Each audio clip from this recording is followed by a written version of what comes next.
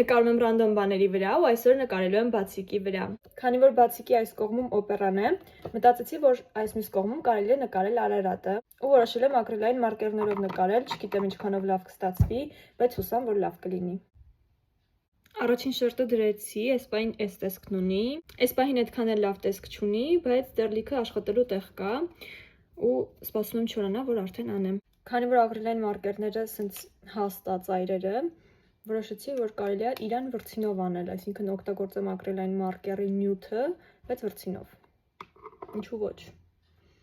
Արարատը վերջացրի, հետո կարող է ինչ-որ մանր դետալներ լինի, որ ավելացնեմ, մեկ է որ ֆոնը ավելացնեմ, ինքը ավելի լավ կերևա, բայց ամեն դեպքում ինձ թվում է լավ է ստացվել։ Հիմա արդեն խոտերի մեջ է պետք դետալներ ավելացնել, բայց տենց շատ չեմ մանրանալու, մենակ ուզում եմ ինչ-որ կակաչատիպ բաներ ավելացնեմ, որ ստացվի կակաչների դաշտումը։ Նայեք ինչ հավես է ստացվում։ Վերջ, սա էլ վերջնական տեսքը։